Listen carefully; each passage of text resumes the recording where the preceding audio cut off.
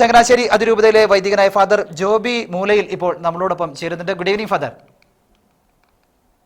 Good evening father. ഇപ്പോൾ നോക്കിക്കോ, ശിവൻകുട്ടി പറഞ്ഞ ഒരു കാര്യം, ക്രൈസ്തവ മാനേജ്മെന്റുകളിലെ നിരവധി ഒഴിവുകൾ ഉണ്ടായിട്ട് ഇതൊന്നും റിപ്പോർട്ട് ചെയ്യുന്നില്ല എന്ന് പറഞ്ഞ് നേരെ പന്ത് അദ്ദേഹത്തിന്റെ പോസ്റ്റിൽ നിന്നും തിരിച്ചിട്ടിരിക്കുകയാണ്. ശരിക്കും ക്രൈസ്തവരോട് കാണിക്കുന്ന ഒരു ഇരട്ടത്താപ്പ് തന്നെയല്ലേ ഈ സർക്കാർ കാണിക്കുന്നത്? എന്താണ് അങ്ങേക്ക് തോന്നുന്നത്? നമസ്കാരം. നമ്മളേതായാലും അതൊരു വർഗീയമായി ഉപയോഗിക്കുന്നില്ല, ക്രൈസ്തവരോടൊന്നല്ല. നമുക്ക് പറയാനുള്ള ബഹുമാനപ്പെട്ട മന്ത്രിയോട് പറയാനുള്ളത്, പോസ്റ്റുകൾ റിപ്പോർട്ട് ചെയ്തിട്ടില്ല, ഈ സത്യവാങ്മൂലം കൊടുത്തിട്ടില്ല എന്നൊക്കെ പറയുന്നത് സത്യത്തിൽ മന്ത്രിയല്ലേ എന്നാണ് പറയുന്നത്. പോസ്റ്റുകൾ റിപ്പോർട്ട് ചെയ്യുകയും സത്യവാങ്മൂലം കൊടുക്കുകയും ചെയ്തവരുടെ പാസ്സാക്കണമെന്നേ നമ്മൾ പറഞ്ഞിട്ടുള്ളൂ. അവരുടേത് പാസ്സാക്കി തരുമോ? പോസ്റ്റുകൾ റിപ്പോർട്ട് ചെയ്യാത്തവരുണ്ടെങ്കിൽ അവർക്ക് നടപടി എടുക്കാമല്ലോ. ഇത് ചങ്ങനാശ്ശേരി അതിരൂപത കൊടുത്തിരിക്കുന്ന സത്യവാങ്മൂലമാണ്. ഇത് 19/10/2024 കഴിഞ്ഞ വർഷം വരെയുള്ള എല്ലാത്തിൻ്റെയും റിപ്പോർട്ട് ചെയ്ത് ഇത് ഈ മാനേജ്മെന്റ് കീഴിലുള്ള എല്ലാ എയ്ഡഡ് സ്കൂളിലെയും 1996 മുതലുള്ള എല്ലാ ഒഴിവുകളും ഭിന്നശേഷി സംവരണം നടപ്പാക്കുന്നതിന് ബാക്ക്ലോഗായി കണക്കാക്കി ഉൾപ്പെടുത്തിയിട്ടുണ്ട്. അന്ന് മുതൽ ഇന്ന് വരെ ഈ വർഷത്തെ നമ്മളിപ്പോൾ എൻട്രി ചെയ്തിട്ടുണ്ട്. എന്തോ അവിടെ എന്തോ ഒരു മറ്റെന്തോ ഒരു സൗണ്ട് കേൾക്കുന്നുണ്ട്.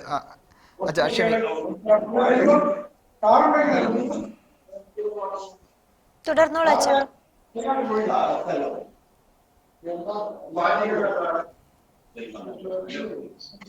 എന്തായാലും അവിടെ എന്തോ ഒരു ചെറിയ ഡിസ്റ്റർബൻസ് വന്നിട്ടുണ്ട്. ഒരു സാങ്കേതിക പ്രശ്നം തന്നെയാണ് ഉണ്ടായിരിക്കുന്നത്. ഒരു ശബ്ദം അവിടെ വന്നതാണെന്ന് തോന്നുന്നു. അച്ഛാ തുടർന്നോളൂ. അച്ഛന് കേൾക്കാൻ കഴിയുന്നുണ്ടല്ലോ അല്ലെ?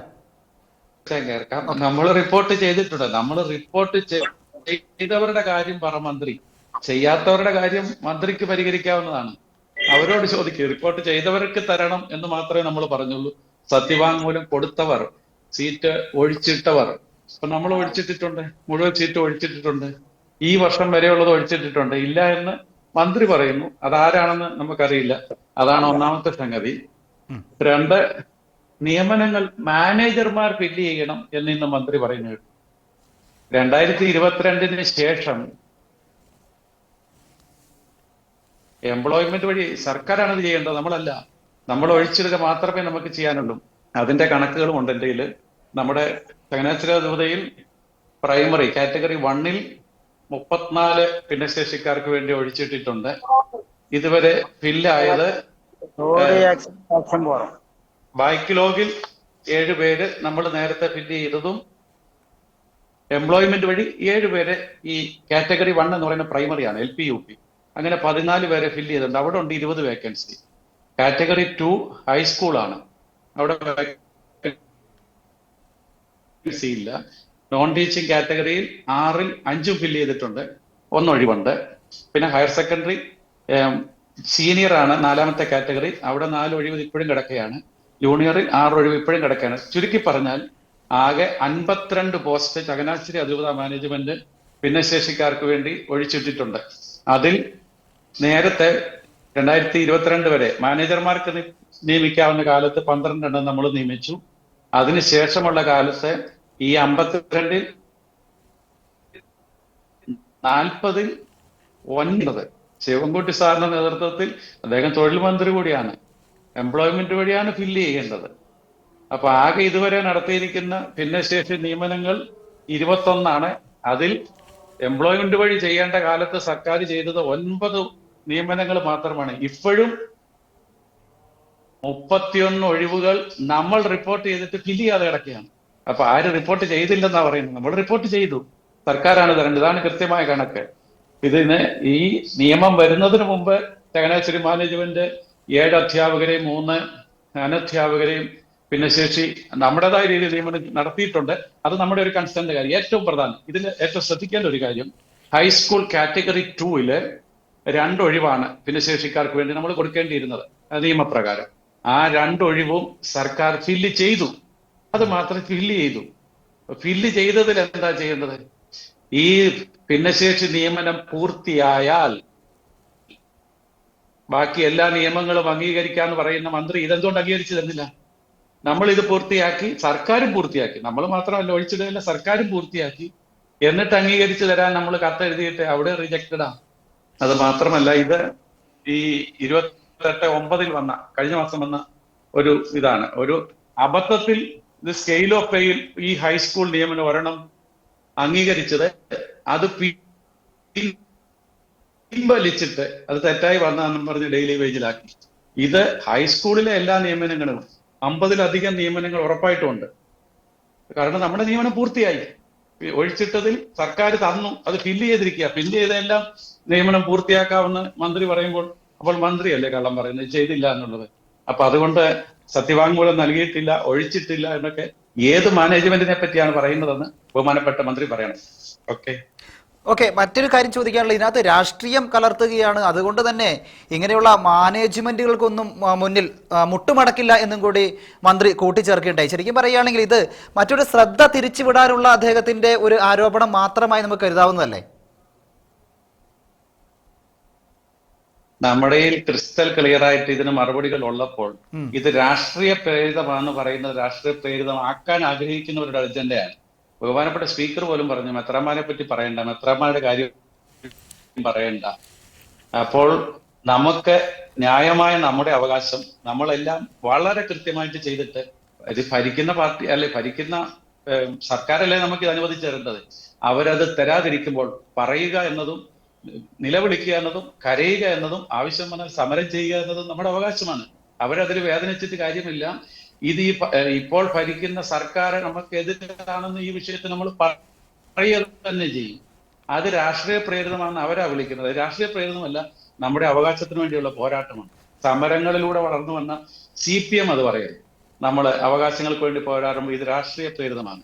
പിന്നെ അദ്ദേഹം പറയുന്ന പ്രധാന പോയിന്റ്, ചർച്ച നടത്തുകയാണ്, സമരമല്ല വേണ്ടത്. എന്തുമാത്രം ചർച്ചകൾ നടത്തി. ഈ ബഹുമാനപ്പെട്ട മുഖ്യമന്ത്രിയുടെ അടുത്ത് വരെ മെത്രാന്മാരും കത്തോലിക്ക ബാബയും എല്ലാം പോയതാണ്. ഇഷ്ടം പോലെ ചർച്ചകൾ നടത്തി. ഇത് മുഖ്യമന്ത്രിയും മറന്നു, അദ്ദേഹം മറന്നു, അല്ലെങ്കിൽ മറന്നെന്ന് നടിക്കുന്നു. മറ്റൊരു പോയിന്റ്, ഈ ശിവൻകുട്ടി മന്ത്രി വീണ്ടും വീണ്ടും പറയുന്ന 2 കാര്യങ്ങളുണ്ട്. ഒന്ന്, NSS കോടതിയിൽ പോയി, എന്നിട്ട് നമ്മൾ NSSന് എതിരാണെന്ന് വരുത്തി തീർക്കാൻ ഇന്നൊരു ന്യൂസ് ചാനലും ഒക്കെ ആയിട്ട് ചേർന്ന് അങ്ങനെ ഒരു സാധനം ഇവിടെ പറഞ്ഞിട്ടുണ്ട്. NSSന് ഇപ്പൊ സർക്കാർ അനുകൂല നിലപാട് സ്വീകരിച്ചത് ഭിന്നശേഷി ഈ സംവരണം വഴി നിയമനങ്ങൾ പാസ്സാക്കിയത് കൊണ്ടാണെന്ന് മറ്റുള്ളവർ പറയുന്നു. ഒരാളും പറഞ്ഞില്ല, ഇവര് തന്നെ പറഞ്ഞുണ്ടാക്കുക കള്ളത്തരം വാർത്തകൾ. നമ്മൾ NSSന് എതിരാണ്, NSSന് നമ്മൾ അനുകൂലമാണ്, നമ്മൾ സപ്പോർട്ടാണ്. NSSന് കൊടുത്തത് അവർക്ക് അവകാശപ്പെട്ടതാണ്, അവർക്ക് അവകാശപ്പെടാത്തൊന്നും കൊടുത്തില്ലല്ലോ. അവർക്ക് അവകാശപ്പെട്ടത് കൊടുത്തു, അത് കൊടുക്കണം. കൊടുക്കുന്നതിന് അത് കോടതിയെ സർക്കാരിനെ നമ്മൾ അഭിനന്ദിക്കുന്നു. അതേ അവകാശം എല്ലാ മാനേജ്മെന്റിനും ഉണ്ടെന്ന് എന്തുകൊണ്ട് കോടതിയിൽ പോകുന്നില്ല എന്ന് 2 കാര്യങ്ങളാണ്. ഒന്ന്, കോടതി പോകുന്നതിന്റെ സമയം, കൺസ്യൂമിങ്, ചെലവ്. അതിലുപരി ഈ സർക്കാരിന്റെ അല്ലെങ്കിൽ നമ്മുടെ സംവിധാനത്തിന്റെ 3 പില്ലേഴ്സ്, എക്സിക്യൂട്ടീവ്, ലെജിസ്ലേച്ചർ, ജുഡീഷ്യറി.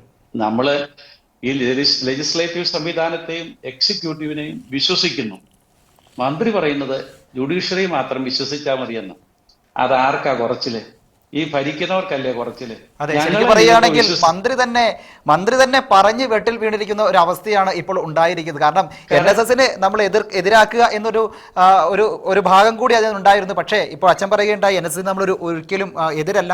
അവർക്ക് അവകാശപ്പെട്ട എന്താണോ അവർ നേടിയെടുത്തു, നമുക്കുള്ള അവകാശവും നമുക്ക് തരണം എന്നൊരു കാര്യം മാത്രമാണ് മുന്നോട്ട് വെക്കാനുള്ളതെന്നാണ് അച്ഛന്റെ പ്രധാനപ്പെട്ട ഒരു പോയിന്റ്. എന്നാത്താൻ കേസ് കൂടെ എന്ന നിലപാടാ. കാരണം എന്നാ, ഞങ്ങളെ കൊണ്ട് കഴിവില്ല എന്നാണ് പുള്ളി അറിയാതെ പറയുന്നത്. അത് ആര് പറയിപ്പിക്കുകയാണെങ്കിലും അദ്ദേഹത്തിന് തന്നെ നാണക്കേടല്ലേ. ഒന്നിനും ഞങ്ങൾക്ക് മനസ്സില്ല, അല്ലെങ്കിൽ ഞങ്ങൾക്ക് കഴിവില്ല, അതാണ്. അപ്പോൾ ജനപ്രിയ സർക്കാരിനെ ക്രിസ്ത്യൻ മാനേജ്മെന്റുകൾ വിശ്വസിച്ചു, ഇവർ ജനപ്രിയ സർക്കാർ ആയിരിക്കുമെന്ന്. അപ്പോൾ കോടതി വിധി വന്നല്ലോ. കോടതി വിധി ഇപ്പൊ മറ്റൊരു പ്രധാനപ്പെട്ട പോയിന്റ്, ഈ ഇദ്ദേഹത്തിന് ഉപദേശം നൽകുന്ന ഈ AGയോട് പറയാനുള്ളതാണ്. ഈ 2021 ഡിസംബറിൽ ഒരു വിധിയുണ്ട്. ജസ്റ്റിസ് ചന്ദ്രചൂഡ് അധ്യക്ഷനായ 3-അംഗ ബെഞ്ച് വിധിച്ചതാണ്. ഒരേ വിഷയമാണെങ്കിൽ കോടതി ഉത്തരവിന്റെ ആനുകൂല്യം മറ്റുള്ളവർക്കും അവകാശപ്പെടാം. സമാന കേസുകളിൽ പരാതിക്കാർ വെവ്വേറെ പരാതി നൽകേണ്ടതില്ല. അത് കോടതിയുടെ സമയവും കളയും, നിങ്ങളുടെ പണവും കളയും. അതുകൊണ്ട് ഇത് എല്ലാവർക്കും ബാധകമാണ്. ഇതാണ് നമ്മൾ കോടതിയിലോട് AGയോട് പറയാനുള്ളത്. 2 നമുക്ക് സർക്കാരിനോടാണ് പറയാനുള്ളത്. സർക്കാരല്ലേ ഇത് നടപ്പാക്കി തരുന്നത്. നമ്മൾ ഇവരെ വിശ്വസിച്ച് ഇവർ സഹായിക്കും, ഇവർക്ക് സഹായിക്കാൻ സന്നദ്ധതയുള്ളതാണ്. പിന്നെ എ ജി പറഞ്ഞെന്ന് പറയുന്നത്, മന്ത്രി ഉത്തരം പറയേണ്ടത് മറ്റു മാനേജ്മെന്റുകൾക്ക് കൊടുത്താൽ ഇത് കോടതി അലക്ഷ്യമാകുമെന്ന് ഒരു എ ജിയും പറയത്തില്ല. അങ്ങനെ പറഞ്ഞിട്ടില്ല. മന്ത്രി പറഞ്ഞ കള്ളത്തരമാണ്. തീർച്ചയായും നിരവധി കള്ളത്തരങ്ങൾ തന്നെ മന്ത്രി പറയുകയുണ്ടായി. കാരണം NSSന്റെ കാര്യം എടുത്തു പറയുകയും നമ്മൾ വേണ്ടത്ര കാര്യങ്ങൾ പറഞ്ഞിട്ടില്ല എന്നുള്ളതൊക്കെയാണ് മന്ത്രി മുന്നോട്ട് വെച്ചത്. ഇപ്പൊ എന്തായാലും നമുക്കൊരു കാര്യത്തിൽ ഉറപ്പ് പറയാൻ കഴിയും, പലപ്പോഴും സർക്കാർ ഇരട്ടത്താപ്പ് കാണിക്കുന്നുണ്ട് എന്നുള്ള കാര്യത്തിൽ യാതൊരു സംശയവുമില്ല. അച്ഛാ, നമുക്ക് സമയത്തിന്റെ ഒരു പരിമിതി ഉള്ളത് കൊണ്ടാണ് ഇടപെട്ടത്. ഒറ്റ കാര്യം പറഞ്ഞ് അവസാനിപ്പിച്ചില്ലെങ്കിൽ കോടതി അലക്ഷ്യം ആകില്ല എന്ന് മാത്രം പറഞ്ഞ്, കൊടുക്കരുതെന്ന് ഒരു ഏജിക്കും പറയാൻ കഴിയില്ല. അങ്ങനെ ഒരു ഏജി പറയുന്നുണ്ടെങ്കിൽ ആ ഏജിയെ ഈ സർക്കാർ സപ്പോർട്ട് ചെയ്യുന്ന ആളല്ല, സർക്കാരിന് പറ്റിയ ആളല്ല. കാരണം കൊടുക്കരുതെന്ന് പറയാൻ ഏത് വകുപ്പിലാണ്? ഇത് എല്ലാവർക്കും ബാധകമാണെന്ന് സുപ്രീം കോടതി വിധിയുണ്ട്, ഹൈക്കോടതി വിധിയുണ്ട്. അപ്പോൾ ഇത് അന്നേരമാണ് നമ്മൾ ഇവർക്ക് ഗൂഢലക്ഷ്യമുണ്ടോ, ഇത് രാഷ്ട്രീയ പ്രേരിതമല്ല, എയ്ഡഡ് സെക്ടറിനെ തകർക്കാനാണോ, ഇതിന്റെ ഇടയിൽ കൂടെ കുറച്ച് വർഗീയതയൊക്കെ കലർത്തണോ, ക്രിസ്ത്യാനി അങ്ങ് അവഗണിച്ച ഒരു കുഴപ്പമില്ല എന്നൊക്കെ ചിന്ത വരുന്നത്. നമ്മൾ അങ്ങനെയൊക്കെ ഈ സർക്കാർ ചെയ്യുമെന്ന് നമ്മൾ പ്രതീക്ഷിച്ചില്ല. അതുകൊണ്ട് ഇപ്പോഴും ഇത് ഉറപ്പായിട്ടും സാമൂഹിക നീതി എന്നൊന്നിൽ വിശ്വസിക്കുന്നുണ്ടെങ്കിൽ ഈ നൂലാമാലകളും ദയവ് ചെയ്ത് കള്ളത്തരങ്ങളും പറയാതെ ഇത് എല്ലാവർക്കും ബാധകമാക്കണം. ഇത് പാവപ്പെട്ട അധ്യാപകരുടെ അവരുടെ അവകാശങ്ങൾക്ക് വേണ്ടിയുള്ള, എന്ന് പറഞ്ഞാൽ അവർക്ക് ജീവിക്കാൻ വേണ്ടിയുള്ള അവകാശത്തിന്റെ, ഇതുപോലെ അധ്യാപകരല്ല സഹിക്കുന്നത്, നമ്മുടെ കുഞ്ഞുങ്ങളാണ് സഹിക്കുന്നത്.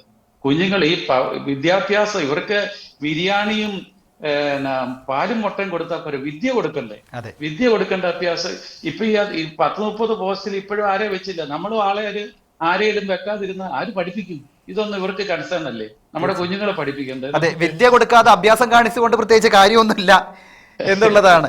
എന്തായാലും നമ്മളോട് ഇതിനെക്കുറിച്ച് ഡീറ്റെയിൽ ആയിട്ട് തന്നെ പറഞ്ഞ ചങ്ങനാശ്ശേരി അതിരൂപതയിലെ വൈദികനായ ഫാദർ ജോബി മൂലയിലാണ്. അച്ഛാ, വളരെയേറെ നന്ദി. Thank you.